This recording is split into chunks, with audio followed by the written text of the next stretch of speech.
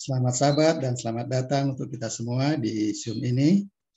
Dan saya mengucapkan terima kasih kepada Bapak Sinaga, Bapak Darius yang sudah mendampingi saya di jam khotbah ini. Begitu juga kepada Bapak Denny Kalangi ya, yang sudah menyanyikan lagu spesial untuk mengiringi khotbah saya di sabat ini, dan juga Ibu Sri dan Kakak Angel ya. Terima kasih ini sudah bekerja sama untuk berkhotbah cerita anak-anak ya. Terima kasih semuanya, kiranya Tuhan berkati di hari Sabat yang penuh sukacita ini, dan juga untuk semua anggota Jemaat Bukit Zaitun ya. Baiklah Bapak Ibu dan Saudara sekalian, mungkin saya mau share screen dulu ya.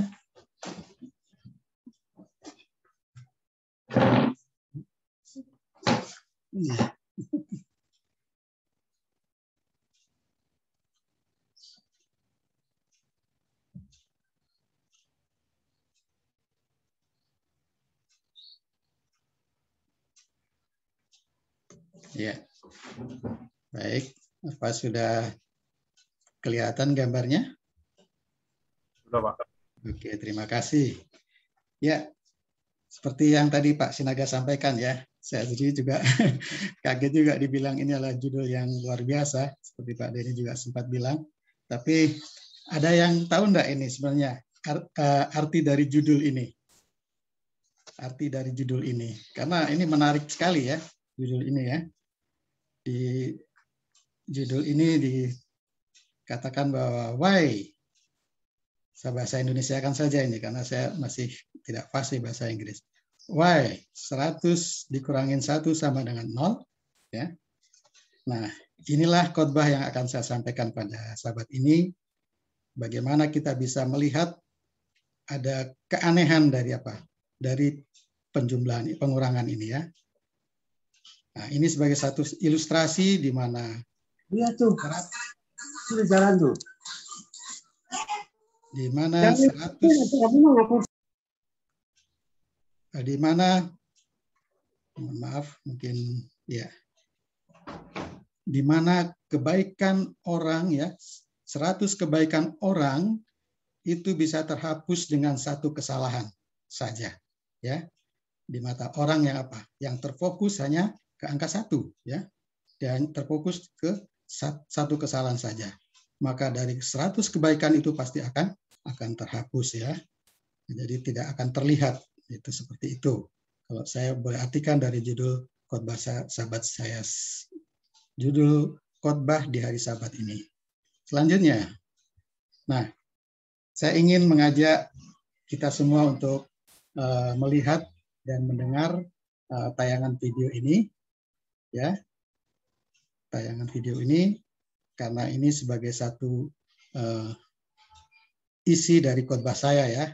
Dan nanti selanjutnya itu sebagai kesimpulan saja. Mari kita sama-sama menyimak video yang akan saya putar pada saat ini.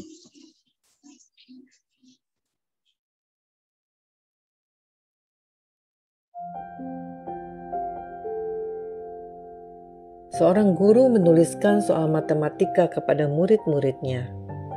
2 ditambah 2 sama dengan 4, 4 tambah 4 sama dengan 8, 8 tambah 8 sama dengan 16, 9 tambah 9 sama dengan 19. Tiba-tiba seluruh murid serempak menertawakan dan berkata, "Salah, salah." Setelah semuanya tenang, sang guru berkata, "Saya juga tahu ini salah. Cuma saya ingin kalian belajar sesuatu di sini. Benar, ada 1 kesalahan yang saya buat, tapi ada 3 jawaban saya yang betul. Mengapa tidak ada yang memuji saya dan hanya melihat 1 kesalahan saja? Hal yang sama berlaku atas hidup kita. Orang lain melakukan 100 kali kebaikan, tapi kalau ada 1 masalah saja yang membuat Anda tidak berkenan di hati, maka Anda langsung mengabaikan 100 kebaikan yang lalu. Semuanya Anda lupakan. Inilah yang disebut teori 100 min 1 sama dengan 0. Ada pepatah yang berkata, panas setahun dihapus oleh hujan sehari, yang artinya segala kebaikan selama setahun dihapuskan oleh keburukan selama sehari. Yang menyedihkan adalah menjadi manusia yang hanya sibuk melihat kesalahan orang lain dan merasa diri sendiri yang paling benar. Melakukan kesalahan itu adalah manusiawi. Masalahnya adalah apa sikap kita terhadap kesalahan tersebut. Apakah kita cenderung melihat kesalahan orang lain, lalu menghakiminya, atau kita menjadikannya sebagai pelajaran dan tempat kita untuk bercermin, agar kita tidak jatuh di lubang yang sama. Tidak jarang diam-diam kita bersorak saat melihat kesalahan orang lain, sebab hal itu bisa dijadikan sebagai bahan tertawaan atau pembicaraan. Apalagi orang tersebut tidak kita senangi. Kita pikir ini adalah kesempatan untuk menjelek-jelekan orang tersebut dan mensyukuri kesalahan yang dilakukannya. Inilah etika kehidupan. Jadi orang itu belajarlah mengingat kebaikan orang lain. Jangan karena hal atau kesalahan kecil, maka kita mengabaikan semua kebaikannya. Ingatlah bahwa setiap orang mempunyai kelemahan dan kekurangannya sendiri. Jangan kita cepat menghakimi kelemahan atau kekurangan orang lain. Toh kita juga bukan manusia sempurna. Kurangilah memikirkan kekurangan orang lain. Sering-seringlah memikirkan kebaikan orang dan syukurilah. Maka hidup kita menjadi lebih baik, indah, dan harmonis. Dalam kehidupan berkeluarga juga demikian. Kalau kita selalu mengingat-ingat kebaikan dari pasangan kita, maka keharmonisan memenuhi pernikahan dan keluarga kita. Ingatlah kebaikan orang selagi ia masih hidup, dan sayangilah, kasihilah. Jangan kita baru mengingatnya setelah orangnya sudah tiada. Amin.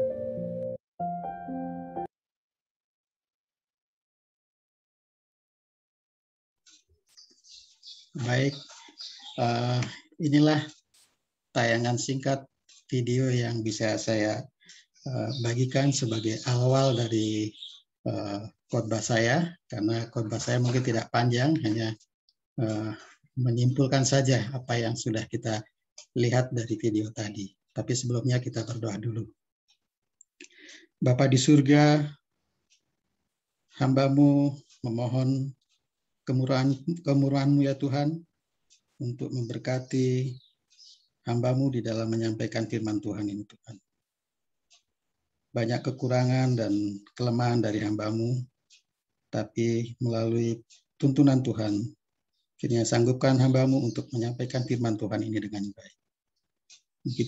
Begitu juga ya Tuhan, pelajaran di khotbah ini Tuhan, ini boleh menjadi satu pengetahuan bagi kami, boleh menjadi pembelajaran bagi kami, agar kehidupan kami lebih baik lagi di hadapan Tuhan. Di dalam nama Tuhan Yesus, hamba-Mu berdoa dan ucap syukur. Amin. Baik, sebenarnya kalau video tadi itu penekanannya memang untuk anak-anak dan orang muda ya, karena mereka harus lebih banyak belajar ya di dalam menghadapi kehidupan ini. Ini fokusnya memang saya sengaja ambil untuk anak-anak dan orang muda, dan bagi kita sebagai orang tua ini untuk menambah pengetahuan kita ya, menambah pengetahuan kita supaya kita bisa lebih baik lagi menasehati atau mengajarkan anak-anak kita tentang apa? Tentang kebaikan ya, tentang kebaikan. Kalau saya boleh bertanya, dari dari 4 soal tadi, kira-kira apa yang menurut kalian tadi, menurut kita ya, bukan menurut kita di sini kok sepertinya ada yang ada yang janggal gitu ya. Ya, kalau kita lihat dari 4 soal tadi. Ya, pasti kita terfokus ke soal yang terakhir ya. Kita akan terfokus ke soal yang terakhir bahwa kok 9 tambah 9 sama dengan 19. Nah, kita terfokus pada kesalahan ya, pada kesalahan yang yang ditulis oleh guru tadi ya. Tapi kita lupa bahwa ada 3 soal sebenarnya kalau kita mau katakan itu benar semua ya, benar semua. Nah, kenapa kita hanya terfokus dengan soal yang salah tadi ya? Padahal ada 3 soal sebenarnya yang benar. Sehingga yang menjadi sorotan kita ketika kita melihat melihat penjelasan itu, kita selalu menyoroti hal-hal yang salah. Nah, ini pelajaran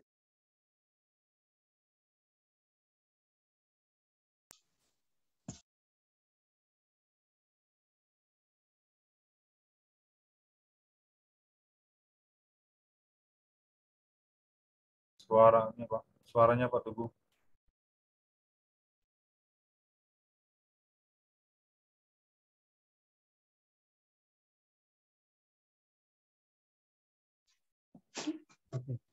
baik. Apa yang kita bisa dapatkan dari tayangan video tadi, yaitu pelajaran apa yang kita bisa dapatkan di situ. Pertama, kita lihat di dalam Amsal 4 ya, Amsal 4 ayat 13 ya, kalau salah ya. Jagalah hatimu karena semua yang kau lakukan bersumber dari situ. Ya. Nah, boleh saya simpulkan dari pelajaran dari video yang kita bisa lihat tadi bahwa hati dan pikiran kita bisa samakan dengan cermin ya. Kalau kita bisa lihat di sini bagaimana ada seorang yang sedang melihat melihat dirinya di dalam cermin. Kita bisa gambarkan seperti itu ya. Kita bisa gambarkan seperti itu. Ada 2 hal yang perlu kita mengerti di dalam arti dari cermin ini. Pertama, bagaimana kita gunakan cermin untuk melihat kekurangan orang lain ya. Kita harus mengubah cara pandang dan keinginan untuk selalu melihat kesalahan orang lain itu sebagai suatu pelajaran, ya, sebagai sebuah pelajaran, ya, bukan menjadikan sebagai bahan olok-olokan atau bahan tertawaan, ya, ya seperti tayangan video tadi itu. Jadi ketika guru melakukan kesalahan, semuanya bersorak mengatakan salah, ya, mengatakan salah. Nah, mungkin seperti itu contohnya. Jadi kita harus menjadikan suatu pembelajaran di dalam kehidupan kita ketika kita melihat orang lain melakukan kesalahan. Yang lebih ini lagi adalah ketika kita selalu membicarakan kesalahan orang lain, itu akan menjadi-jadi bila ada kecenderungan hati yang tidak suka. Apabila ada perasaan merasa tersaingi, karena ini adalah sebagian dari sikap benci dan iri. Karena sikap ini akan bahagia melihat orang lain susah dan akan susah melihat orang lain bahagia. Baik, ada perumpamaan ya, ada satu perumpamaan tentang apa? Tentang bagaimana seseorang menunjuk akan kesalahan orang lain. Ya. Di sini saya kasih lihat gambarnya bahwa ini jari telunjuk, dia mengarah, satu jari telunjuk mengarah ke depan, tetapi dia tidak menyadari bahwa ada 3 jari yang sebenarnya mengarah ke dirinya sendiri, ya, mengarah ke dirinya sendiri. Nah, kadang-kadang itu yang tidak disadari. Tidak disadari. Ketika dia melihat kesalahan orang lain, dia cepat apa? Cepat merespon, tapi dia tidak cepat menintrospeksi apakah saya juga lebih apa? Sebenarnya apakah saya juga lebih banyak melakukan kesalahan daripada orang yang saya tunjuk itu, ya. Nah, ini salah satu contoh bagaimana kita lihat bagaimana kita menunjuk, ternyata ada 3 jari yang sebenarnya menunjuk diri kita sendiri, ya. Berbeda kalau kita apa? Kita menggunakan jari kita ke depan semua. Kalau kita menggunakan jari kita ke depan semua, berarti kita akan apa? Melihat akan kebaikan orang itu, ya. Kita akan lebih memfokuskan akan kebaikan orang itu. Sehingga ketika kita menunjukkan jari kita ke depan, maka kita akan disambut dengan jari mereka, dan situlah akan terjadi apa? Akan jadi satu hubungan yang baik. Artinya bersalaman, begitu ya, bersalaman. Nah, mungkin seperti itu ilustrasinya, ya, ilustrasinya. Jadi jangan kita apa? Menggunakan satu jari untuk menunjuk orang lain, ya. Ya. Baiklah. Yang kedua, cermin untuk melihat kelebihan orang lain. Dalam hal ini, seorang harus memiliki cermin yang bersih di dalam dirinya, sehingga bayangan atau pantulan cermin akan sama atau sesuai dengan yang ada di balik cermin. Cermin yang tidak bersih sudah tentu akan menimbulkan pantulan yang tidak nyata dan cenderung akan membuat lebih buruk lagi. Seorang yang memiliki hati yang bersih atau hati yang baik, ya, di dalam cermin, seorang yang memiliki hati yang bersih bak cermin tentu akan selalu bersukacita bila saudaranya dan orang lain berhasil. Dan sudah pasti, ya, akan terpatri dalam hatinya bahwa keberhasilan dan kegagalan seseorang merupakan hasil dari kesungguhannya, hasil dari kesabaran, dan hasil dari perjuangannya, sehingga dia dapat menuai benih atau hasil dari usahanya. Nah, inilah orang yang apa? Yang melihat, menjadikan cermin itu apa?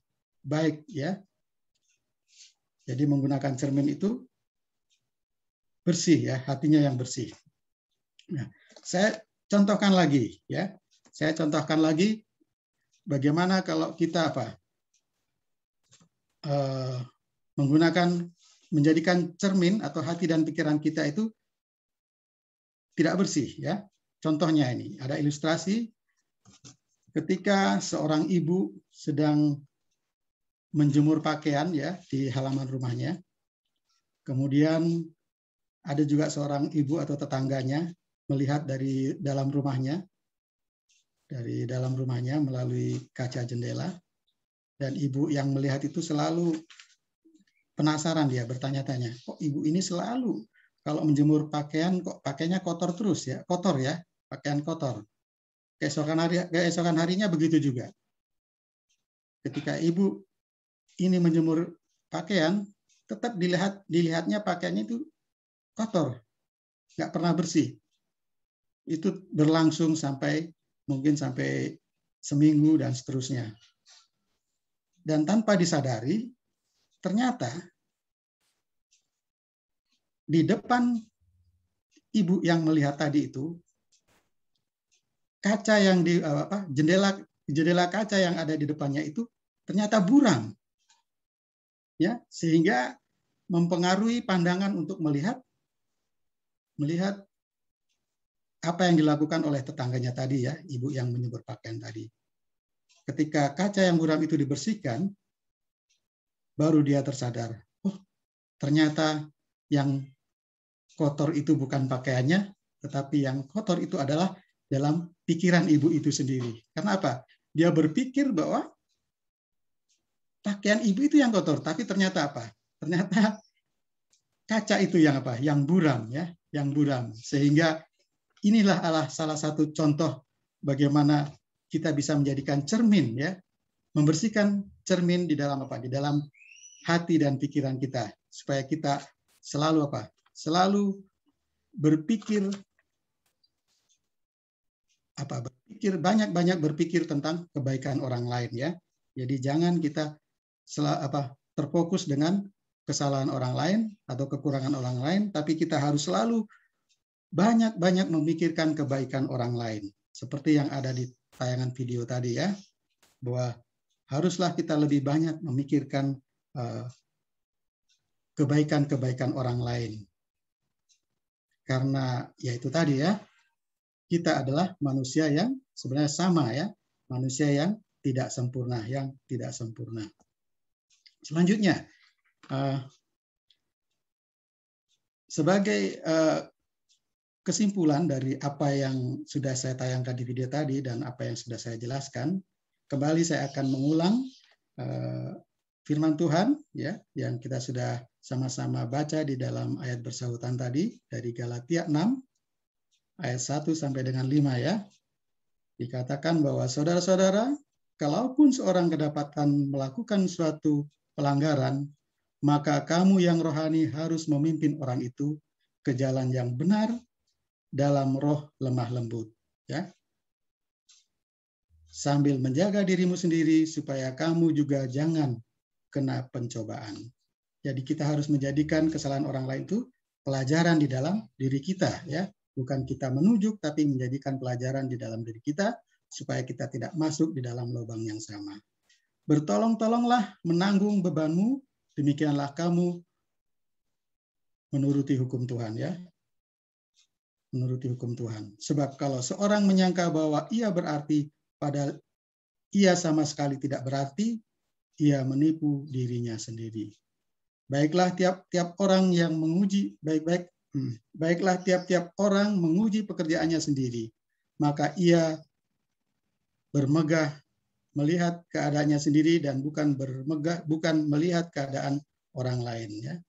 Sebab tiap-tiap orang akan memikul tanggungannya sendiri. Jadi ini ayat yang yang menguatkan kita untuk kita hidup lebih baik lagi. Dan selanjutnya di dalam Pengkhotbah 7 ayat 20, sesungguhnya di bumi ini tidak ada orang yang saleh, yang berbuat baik dan yang tak pernah berbuat dosa. Kita menyadari bahwa sampai saat ini kita masih masih merasakan bahwa kita manusia yang tidak sempurna ya, masih banyak kekurangan di dalam kehidupan kita. Mungkin kita juga masih pernah melakukan kesalahan-kesalahan di dalam kehidupan kita. Sehingga dalam Yohanes 15 ayat 12 dan 13 dikatakan bahwa bagaimana Allah memerintahkan supaya kamu saling mengasihi seperti aku telah mengasihi kamu ya. Kita tahu bahwa Allah mengasihi kita walaupun kita masih dalam banyak kekurangan ya, banyak kesalahan mungkin ya, atau masih ada dosa-dosa yang di dalam diri kita, tapi Allah masih tetap mengasihi kita. Tidak ada kasih yang lebih besar daripada seorang yang memberikan nyawanya untuk sahabat-sahabatnya. Kita bisa menjadikan Yesus Kristus sebagai sebagai teladan di dalam hidup kita ya. Ya. Dia sebagai manusia ya, di dalam kemanusiaannya kita tahu dia tidak pernah melakukan kesalahan apapun di dalam dunia ini. Tetapi dia mau mati untuk Untuk menebus manusia yang masih melakukan kesalahan ya. Masih melakukan kesalahan. Ini adalah pengorbanan yang luar biasa yang Tuhan telah ajarkan kepada kita, bahwa sekali lagi melalui tayangan video tadi kita harus selalu banyak-banyak memikirkan kebaikan orang lain, sehingga sehingga berkat-berkat itu boleh kita bagikan ya kepada mereka yang masih mempunyai banyak kelemahan dan kekurangan. Nah, inilah khotbah singkat saya pada sahabat ini. Apabila ada hal-hal yang mungkin kurang berkenan, ya saya mohon maaf, karena ini adalah satu pelajaran bagi kita, khususnya bagi anak-anak dan orang muda ya. Karena kalian semua masih belajar, masih harus banyak belajar di dalam kehidupan ini ya, di dalam kehidupan ini, sehingga ketika kalian menghadapi situasi seperti yang ada di dalam pelajaran khotbah ini, kalian akan Kalian akan melihat bagaimana Tuhan menginginkan kalian untuk selalu mengasihi satu dengan yang lain, walaupun mereka masih banyak kekurangan atau masih banyak kelemahan, atau mungkin ada hal yang mereka lakukan kurang berkenan di hati kalian, tapi kalian bisa apa? Bisa menjadikan pelajaran bagi diri kalian untuk kalian tidak jatuh di lubang yang sama. Inilah firman Tuhan yang bisa saya sampaikan. Kiranya Tuhan Yesus memberkati. Amin.